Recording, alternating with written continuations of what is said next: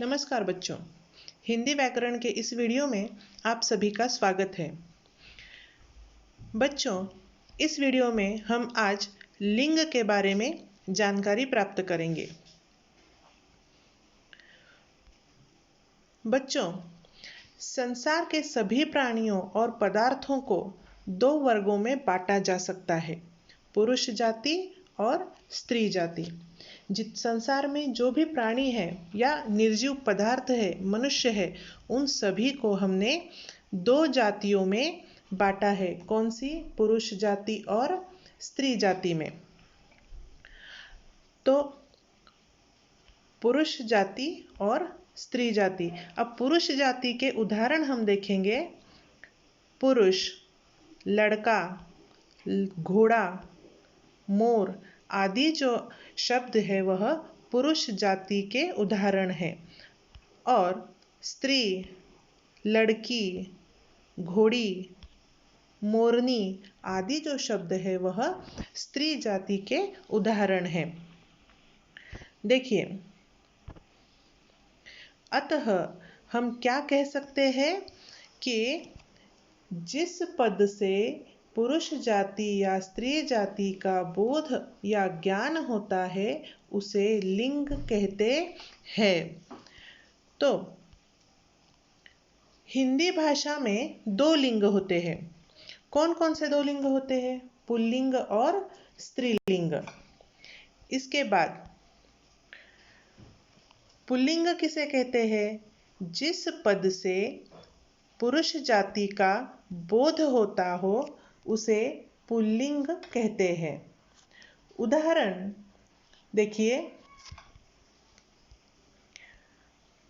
बच्चा, शेर, लड़का, ये जो शब्द है वह पुल्लिंगी शब्द है। उसके बाद स्त्रीलिंग किसे कहते हैं? जिस पद से स्त्री जाति का बोध होता है उसे स्त्रीलिंग कहते हैं। उसके उदाहरण देखिए, बच्ची, शेरनी, लड़की, ये जो शब्द है वह स्त्रीलिंग के उदाहरण है। अभी देखिए, बच्चा आया, बच्ची आई, शेर आया, शेरनी आई, लड़का आया, लड़की आई। तो अलग अलग तरीके से हम इसे संबोधित करते हैं। अगर पुल्लिंग है तो अलग तरीके से और स्त्रीलिंग है तो अलग तरीके से। तो इस तरह से आपको पुल्लिंग और स्त्रीलिंग पहचानना आएगा। बच्चों, क्या संसार में सिर्फ प्राणी, पक्षी या मनुष्य ही होते हैं? नहीं, तो संसार में इसके अलावा बहुत सारी निर्जीव वस्तुएं भी होती है, पदार्थ होते हैं। तो उन पदार्थों को, उन वस्तुओं को भी हमने स्त्रीलिंग और पुल्लिंग में बांटा है। और उनको जो बांटा है स्त्रीलिंग और पुल्लिंग में, वो उनके आकार, गुण, वजन आदि के अनुसार उनको स्त्रीलिंग या पुल्लिंग में बांटा गया है। देखिए, जैसे उदाहरण मैं यहाँ पे देती हूँ पुल्लिंग के। मैदान, पहाड़, सागर, गांव, पर्वत, आकाश, पत्थर आदि। और स्त्रीलिंगी के धरती, नदी, डाली, मटकी, घड़ी, किरण आदि। अब यहाँ पे देखिए, मैंने जो कहा कि निर्जीव वस्तुओं को हम उनके आकार, गुण और वजन आदि के अनुसार पुल्लिंग और स्त्रीलिंग में बांटते हैं।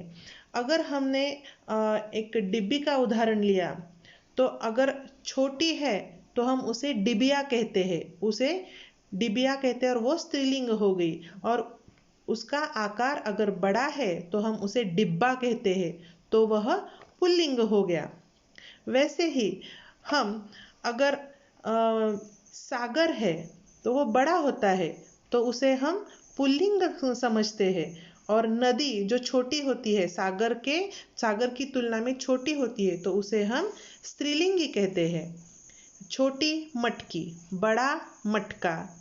तो इस तरह से हम संसार के हर एक वस्तुओं को या पदार्थों को, निर्जीव, हम उसे भी स्त्रीलिंग या पुल्लिंग में बांट देते हैं। तो इस तरह से आज के इस वीडियो में हमने लिंग के बारे में जानकारी ली और हिंदी में जो होते हैं दो लिंग, वो पुल्लिंग और स्त्रीलिंग। और यह आशा है आपको यह सब समझ में आया होगा। अगली वीडियो में फिर एक नया घटक लेके मैं प्रस्तुत होऊंगी। तब तक गुड बाय।